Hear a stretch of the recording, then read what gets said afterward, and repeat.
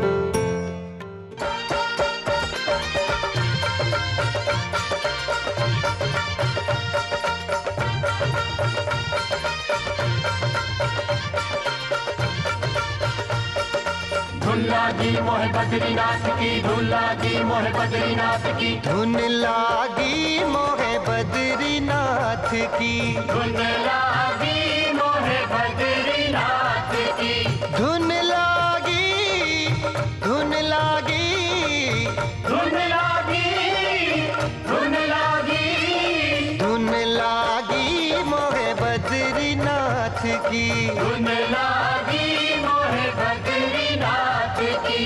चक्रधारी हरि ने जब से द्वार दया के खोले, नैनों में है भर गई मस्ती, रोम रोम ये बोले। देवात्मा हिमालय के उच्च बर्फीले शिखरों के मध्य हिंदुओं के अनेक ऐसे तीर्थ स्थल हैं जिनका अपना विशेष आध्यात्मिक एवं पौराणिक महत्व है। परम पावन हिमालय की विराट श्रृंखलाओं में पग पग पर ये तीर्थ स्थल भक्तों की आस्था एवं विश्वास का आधार रहे हैं। भक्ति के आधार इन दिव्य स्थलों के दर्शनों का पुण्य लाभ सौभाग्यशाली मनुष्यों को ही प्राप्त हो पाता है। स्कंद पुराण में यहां तक कहा गया है कि देवताओं के 100 कल्पों में भी हिमालय भूमि की महिमा का व्याख्यान नहीं हो सकता। हिमालय के दर्शन मात्र से मनुष्य के पाप उसी तरह क्षय हो जाते हैं जिस प्रकार प्रातः काल में धूप लगने से ओस की बूंदें। प्रायः तीर्थ यात्री हिमालय की इन्हीं पर्वतमालाओं के बीच बद्रीनाथ धाम पहुंचकर शंख, चक्र, गदा तथा पद्म से विभूषित चतुर्भुजी भगवान नारायण का आशीर्वाद प्राप्त करते हैं। बद्रीनाथ धाम की भांति भगवान विष्णु के विभिन्न स्वरूपों का दर्शन लाभ प्राप्त करने के लिए भक्तजन आदि बद्री, वृद्ध बद्री, भविष्य बद्री एवं योग बद्री पहुंचकर अपनी पंच बद्री की यात्रा सफल बनाते हैं। तो आइए भक्तों, इन पावन तीर्थ स्थलों की यात्रा के शुभारंभ के लिए सर्वप्रथम हम आपको लिए चलते हैं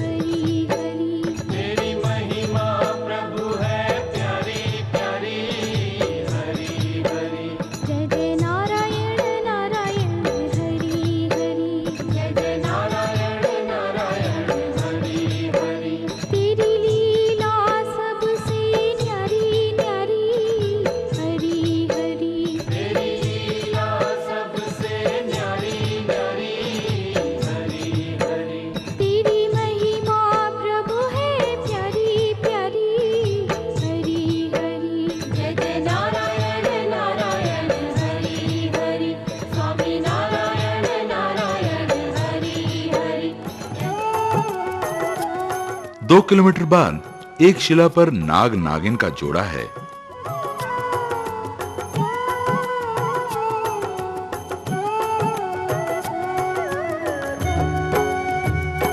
बोलो नारायण नारायण हरि। और यहीं से प्राकृतिक नजारे शुरू हो जाते हैं। भजो नारायण नारायण हरि हरि।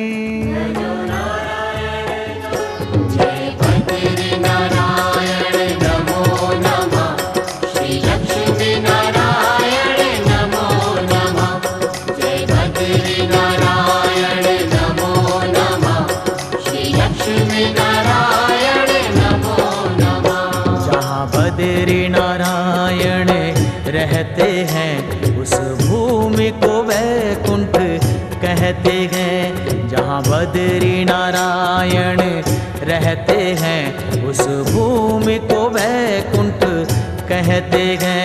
ये मोक्षदायिनी भूमि है, ये पतित पावनी भूमि है।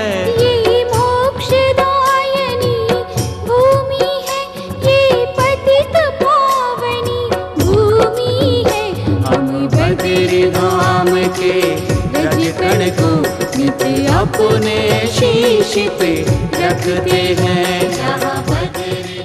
और तभी से बद्री धाम को भू बैकुंठ के नाम से जाना जाता है। इतना ही नहीं, बल्कि यहाँ पर रहने वाला हर प्राणी भी विष्णु रूप हो जाता है। इस भूमि पर रहने वाला हर जीव साधक नहीं, बल्कि सिद्ध होता है। दुनिया में किया हुआ हर पाप श्री बद्री धाम आकर धुल जाता है।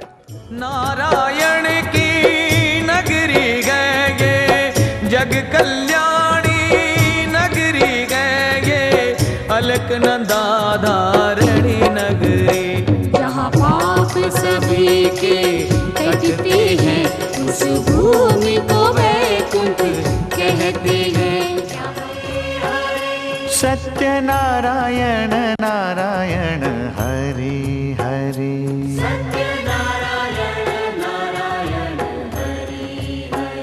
श्रीमन नारायण नारायण हरि हरि।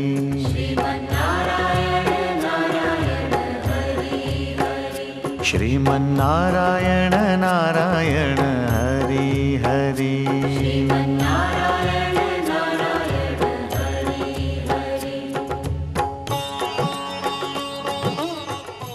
चारों ओर सुंदरता ही सुंदरता। कहीं बर्फीली चट्टानें, कहीं पथरीले पहाड़, सब कुछ बड़ा मनमोहक लगता है, दिलकश लगता है। भक्तों के प्यारे हरि हरि। आधार हमारे हरि हरि। तन मन में बसे हैं हरि हरि। कण कण में बसे हैं हरि।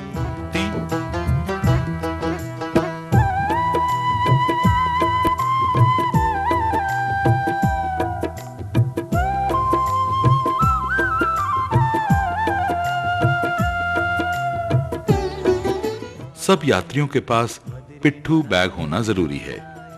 इसमें यात्री अपने पास पानी की बोतल, बिस्किट, चने, बादाम, काजू, दवाइयां रखता है। और ये सामान यात्रा में जरूरी भी है।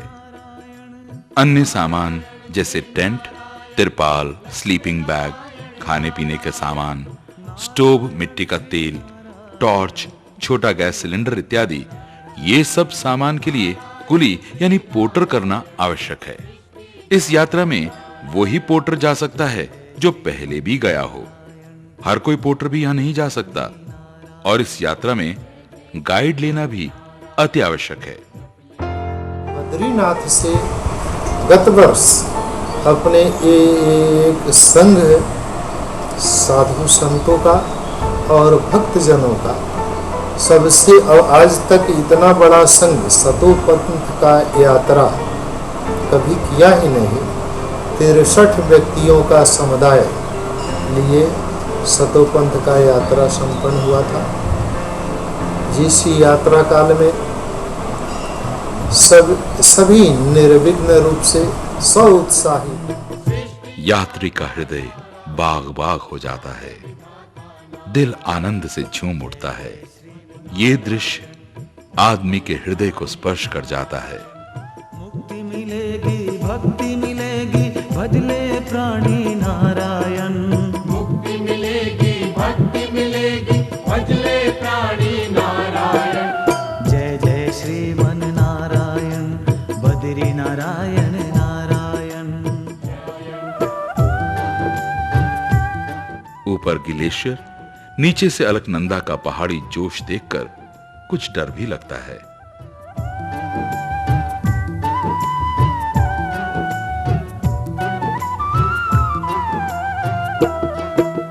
कृष्ण रूप में नारायण, राम रूप है। यहाँ पर रास्ता कुछ मुश्किल है। में नारायण, राम एक दूसरे को पकड़कर ही पार करना पड़ता है। रूप में नारायण, चारों धाम है नारायण। नरसिंह रूप में नारायण, चारों धाम है नारायण।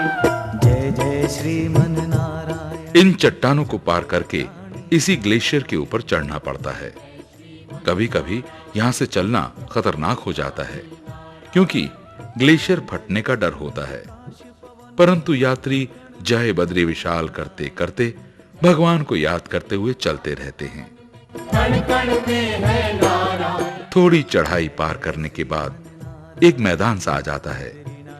यहाँ सुगंधिं पुष्टिवर्धनम् यात्री को सर्वप्रथम ॐ